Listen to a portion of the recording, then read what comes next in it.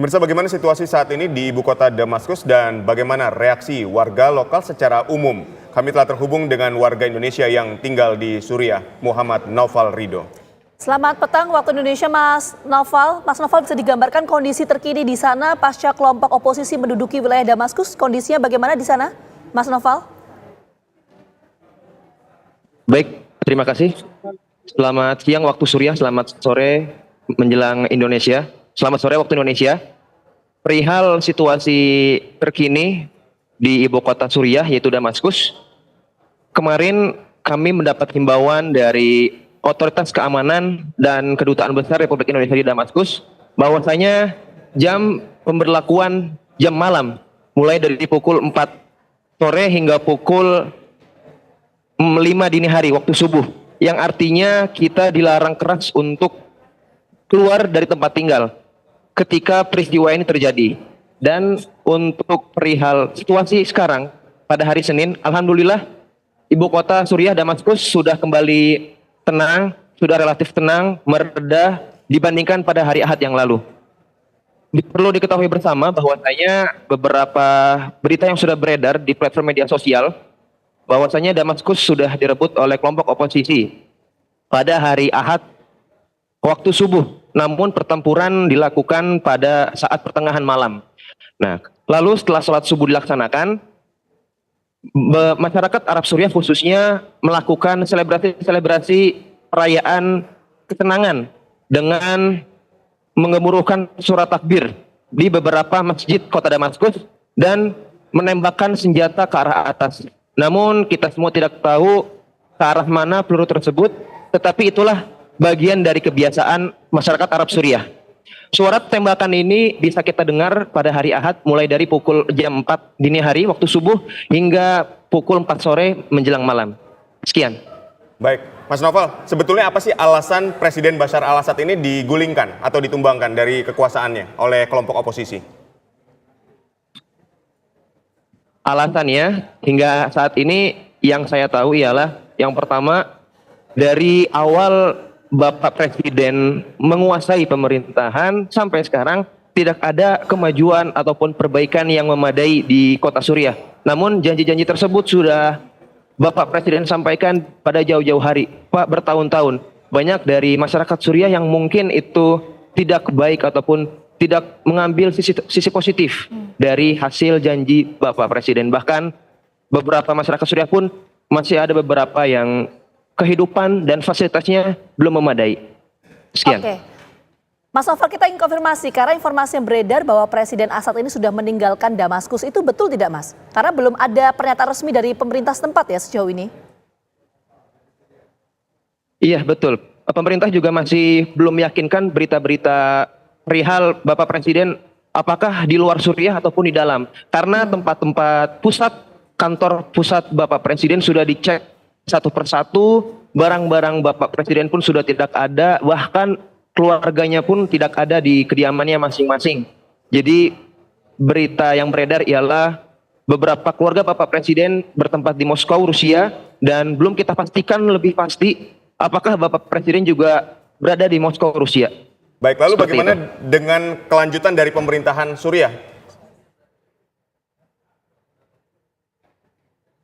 Mas Naufal? Halo Mas Naufal?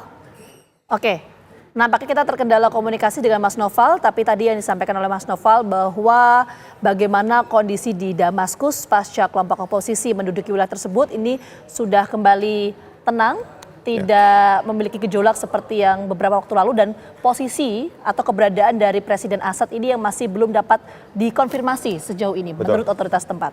Baik, Mas Naufal, setelah Presiden Bashar al-Assad ini turun dari posisinya, bagaimana dengan pemerintahan Suriah selanjutnya? Setelah jatuhnya Nizam ataupun kekuasaan Bapak Presiden, Suriah umumnya dan Damaskus, ibu kota Suriah khususnya, masih merencanakan beberapa aturan yang baru. Kita menyebutnya dengan new era. Jadi dengan sejarah yang baru dan zaman yang baru. Selebihnya untuk aturan-aturan yang berlaku pada pemerintahan baru ini kita belum dapat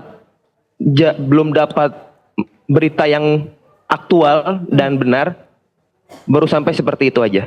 Sekian. Oke, Mas Noval, tadi kan Mas Noval menyampaikan ya bahwa keberadaan dari Presiden Assad ini belum diketahui sejauh ini, tapi bagaimana reaksi dari otoritas tempat di sana? Apakah ada semacam rapat darurat yang digelar dengan adanya keberadaan dari Presiden Assad ini atau seperti apa responnya?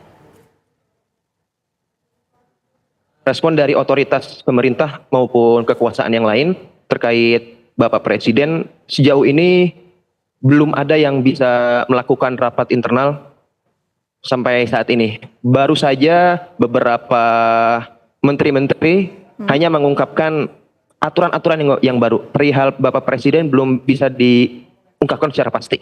Oke, Sekian. aturan-aturan baru ini spesifiknya seperti apa, Mas? Dan yang menjalankan pemerintah sejauh ini siapa? Lantas kalau gitu. Mungkin di masa transisi ini kita belum tahu pasti. Yang baru tahu ialah yang warga asing rasakan, seperti saya pelajar, ialah berupa turunnya nilai kurs dolar yang ketika peristiwa terjadi, eskalasi konflik kemarin terjadi itu sempat $1 senilai 20.000 ke atas. Dan setelah oposisi merebut Damaskus, mereda sedemikian berkurang menjadi 17.000. Itu yang kami rasakan. Dan aturan-aturan lainnya mungkin aturan yang dikhususkan oleh warga lokal saja. Baik, ini menarik ya. Artinya ketika justru tidak terjadi kestabilan di pemerintahan, malah kurs dolar artinya secara ekonomi malah justru membaik. Apa alasannya? Alasannya mungkin kita bisa ambil sisi positif dari pemerintahan yang baru ini. Saya juga tidak tahu pasti apakah ini benar efek atau pengaruh dari tergulingnya Bapak Presiden yang diganti dengan pemerintahan baru. Seperti itu. Oke, tadi belum disebutkan oleh Mas Noval soal aturan bagi warga lokal tadi apa, Mas? Itu satu. Kemudian reaksi dari warga lokal dengan adanya kondisi kelompok oposisi yang menguasai Damaskus ini, reaksi mereka seperti apa?